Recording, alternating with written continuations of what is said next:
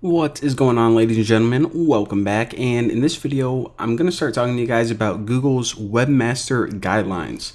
Now, Google's Webmaster Guidelines are essentially just guidelines made by Google, obviously, for making a quality website. And they have a couple different guidelines, and I'm going to talk to you guys about all the different ones. But for right now, I just want to show you guys this real cool tool I found online, and this is varvy.com. I guess that's how you pronounce it. And what you can do is you can actually just paste in the URL of your website and test it.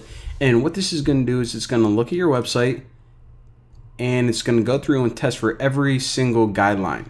So this one's good, this one's good. Whenever you see an X, it's basically saying, hey, this website doesn't follow this guideline. So my website right now, it doesn't have a sitemap, and we'll talk a little bit about what that is, but essentially it's a really useful tool and it's free, so that's pretty cool. So as we can see, there's a bunch of different guidelines: robot.txt, a sitemap, make sure you have alt tags in your images, yada yada. So let's go ahead and break it down, and we'll just start with the very first one for this video, which is robots.txt. So basically, anytime you make a website, it should have a robots.txt file. Now, what this is it's basically a plain text file, and it goes in the root directory or right after the home directory of your website. So whenever you're making one, just go ahead and right click, new file, and just name it robots.txt. Alright, so what the heck is this? This is basically a file that essentially instructs bots on what they're allowed to crawl and what they're not allowed to crawl. So usually by default, what's going to happen is you're going to have some search engine bot, whether it's from Bing, Yahoo, whatever, and it's just going to start crawling your website, every single page that it can possibly find. However, chances are that you have some resources or web pages that you don't want it to crawl. For example, like the admin page, or maybe the moderator panel, or maybe just some, I don't know, like nude pictures that you have online, like, hey, this is actually for me, so can you leave these out of your search results? So basically the way it works is it's really simple. You only need to remember two things. The first is user agent. So what you can do is you can write star, and that means that these rules that I'm going to tell you, they apply to all search engine bots. However, you can also do something like this. Say that you only want to make some rules for like Google's search engine bot. Well, the name for that is Googlebot. So you can do that. But the majority of the time, you just say user agent star. So this means I'm making these rules for all search engine crawlers or bots, whatever you want to call them.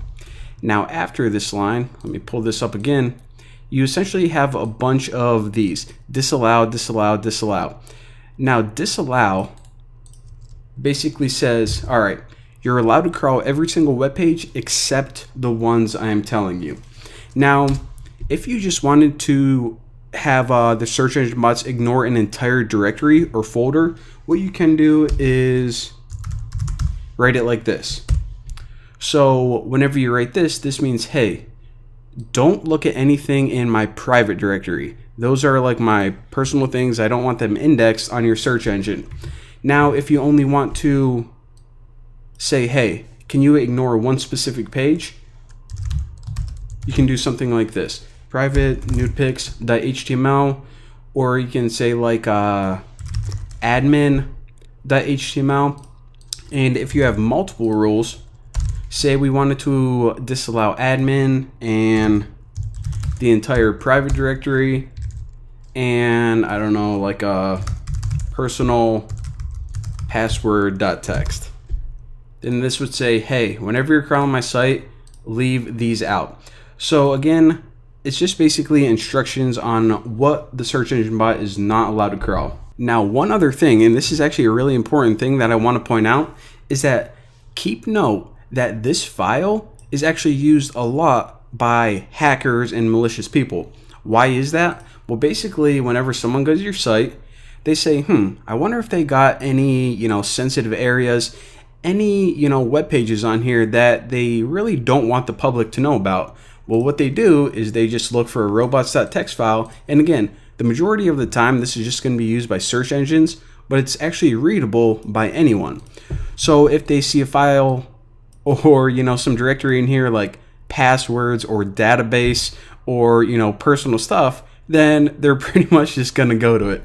So again, make sure that you never upload any sensitive information, and also just be aware that hackers may look for these pages, and these are pretty much I don't know, for a lot of people who don't know this, it's basically like giving hackers the blueprint to what to attack on your website. So holy moly, hot tamale. So there you go, robots.txt. And since we have a little bit of time, I'll show you guys this. I created a Patreon account. I think that's how you pronounce it. So this is basically for donations. If you guys feel like donating, my goal is for the end of the week, I want to raise $25. And by the end of next week, I want to raise $7 billion. So yeah, we'll see how that goes. And also a cool little thing, I did this interview for a website called Human Fox. And they basically just asked me, you know, how I got started programming, asked me about like education and what my dreams, my passions are, and, you know, some pretty cool stuff. So if you guys want to check that out, feel free. humanfox.com/capsule/Bucky. So there you go. We learned a little bit about robots.txt files. And in the next videos, we're going to be covering the rest of these guidelines. It's going to be sweet. So I'll see you guys next time.